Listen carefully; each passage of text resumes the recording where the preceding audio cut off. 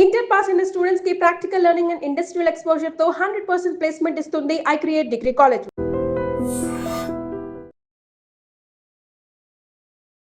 నమస్కారం, welcome to I dream. ధర్మ మార్గం విత్ విజిత కార్యక్రమానికి స్వాగతం.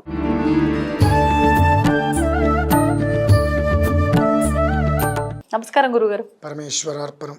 గురుగారు, అవసరాల రీత్యా చాలామంది అప్పులు చేస్తూ ఉంటారు. కొంతమంది అప్పులు చేసినంత సులువుగా తీర్చేస్తూ ఉంటారు. కొంతమంది మాత్రం ఎంతకాలమైనా అప్పులు తీరవాలనున్నా వాళ్ళకు వచ్చే ఇన్కమ్ని బట్టి తీర్చలేకపోతూ ఉంటారు. కొంతమంది నిజంగా వాళ్ళకి అంత డబ్బు సమకూరినా తీర్చాలన్న కోరిక, ఆశ వాళ్ళలో ఉండవు. తీసుకునేటప్పుడు ఉన్నంత ధ్యాస ఇచ్చేటప్పుడు ఉండదు. అంటే ఒక అప్పు విషయంలోనే రకరకాల పరిస్థితుల మెంటాలిటీ ఉన్న మనుషుల్ని చూస్తూ ఉంటాం. అసలు ఏం చెప్తారు వీళ్ళ మూడు మనస్తత్వాల గురించి ఇప్పుడు నేను అడిగాను. ఏం చెప్తారు మీరు దాని గురించి? మొట్టమొదటి మనం తెలుసుకోవాల్సింది, మనకు ఉన్నంతలో మనం తృప్తిగా ఉండాలి, జీవితం సాగించాలి అనేటువంటిది ప్రధానంగా పెట్టుకుంటే అప్పు చెయ్యాలి అనేటువంటి తత్వం ఉండదు. నిజంగా ఇప్పుడు చాలామంది రైతులను మనం చూస్తుంటాం. అవునండి. వాళ్ళు నిజంగా నాకు అనిపిస్తూ ఉంటుంది, నలుగురి కోసం అంటే నలుగురు 10 మంది అన్నం తినాలన్న ఒక ఉద్దేశ్యంతో వాళ్ళ కుటుంబాన్ని ప్రమాదంలో పడేసుకొని కౌలు చేసుకుంటూ అప్పు చేసి మరి పండించాలంటే అప్పు చేయాలి.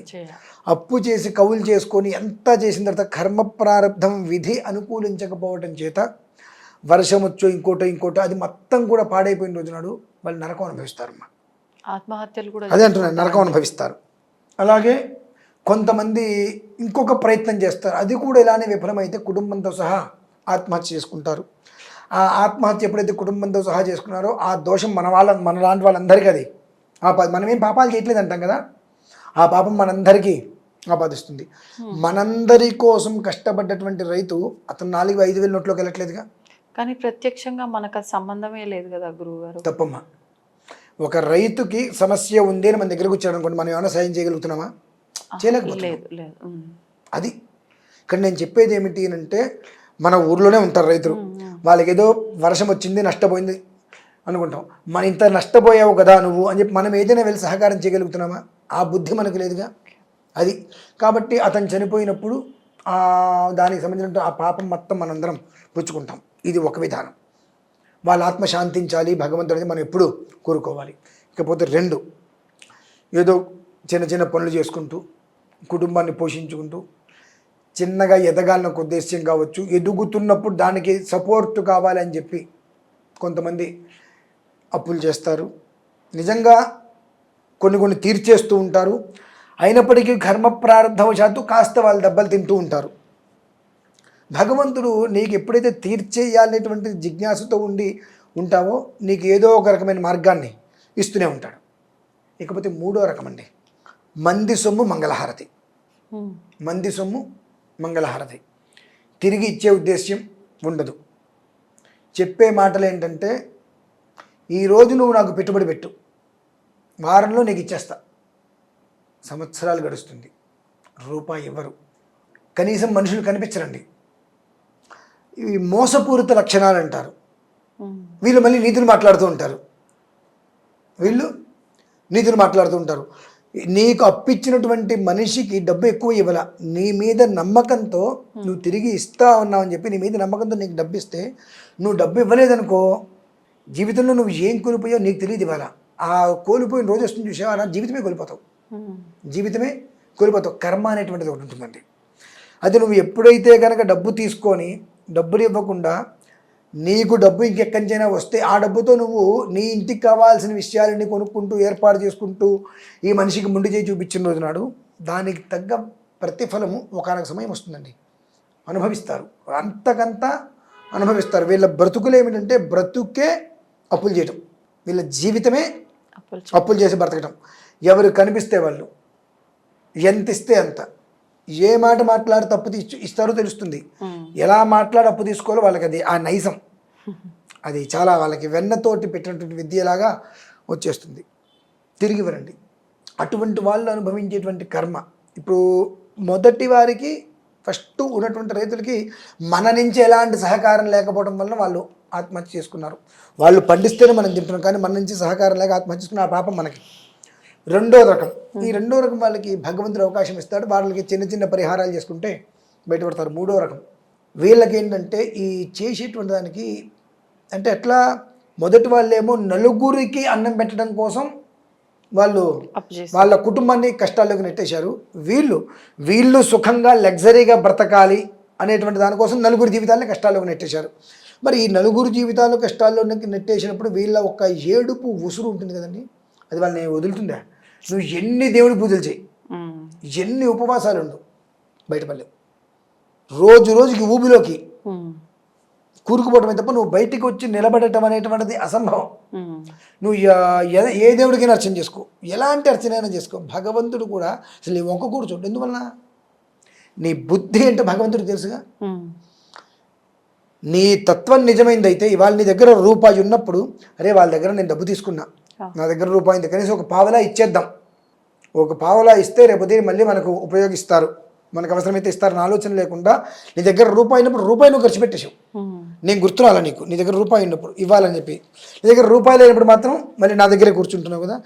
ఈ బుద్ధి భగవంతుడికి తెలుసు కదండి. కాబట్టి నువ్వు ఎన్ని పూజలు చేయి, ఎన్ని పునస్కారాలు చేయి, వీళ్ళల్లో ఎవరో ఒక మనిషి పరిపూర్ణంగా నిన్ను క్షమించగలగాలి.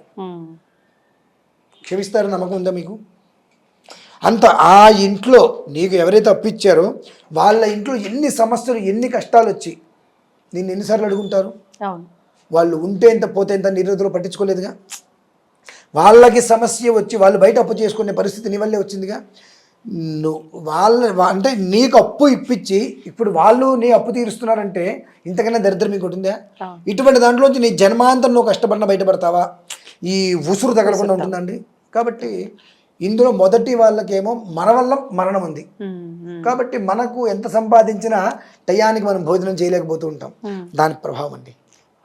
మనం సంపాదిస్తాం, నిండుగా సంపాదిస్తాం, కానీ ఉదయం 8-8:30 టిఫిన్ చేయలేం, మధ్యాహ్నం 12:30 ఆ ప్రాంతాల్లో భోజనం చేయలేం, రాత్రి 8:30-9 గంటలకి తినలేం. అట్లయితే ఈ కోటాలో చాలా మంది ఉన్నారు.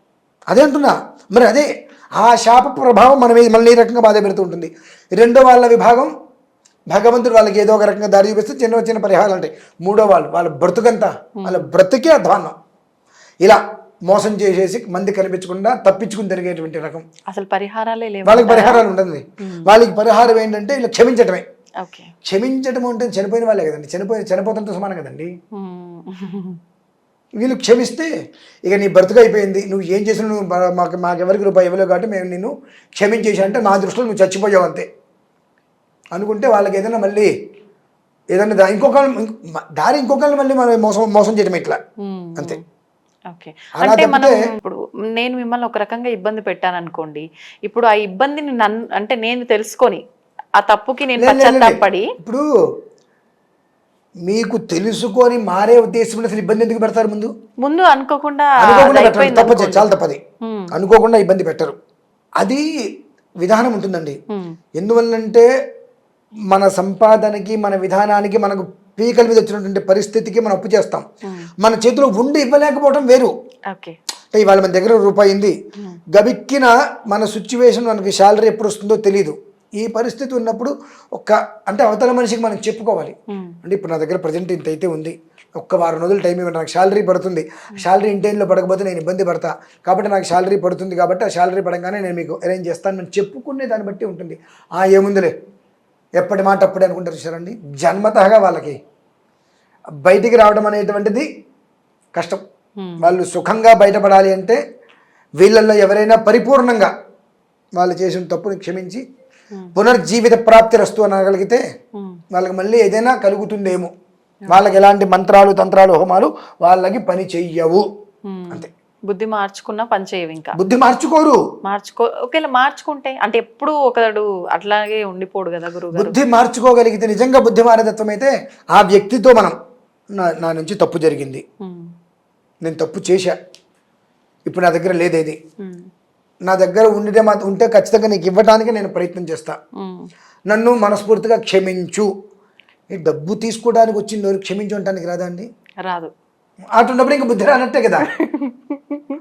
ఒకవేళ వచ్చి ఉంటే కనుక ఓకే, ఆ రోజు చెప్పినప్పుడు పర్లేదండి, సరే పశ్చాత్తాపం పడ్డారుగా, ఓకే అని చెప్పడానికి వీలుంటుంది. అది. ధన్యవాదాలు గురువుగారు. పరమేశ్వర అర్పణం. దీన్ని తవ్వండి, తవ్వుతూనే శివలింగం. సరే దాన్ని అట్లా కప్పేసేయండి, చూపించదండి. Krishna is there. మూర్తి పూజ కాదు, సాక్షాత్ బ్రజేంద్ర నందన భగవాన్ ఉన్నారు మూర్తిలో. ఏమీ ఆశించకుండా ఆరాధించే వాళ్ళు కూడా ఉన్నారా ప్రభుజీ? నిజమైన భక్తి అంటే మనకు తెలియదు కాబట్టి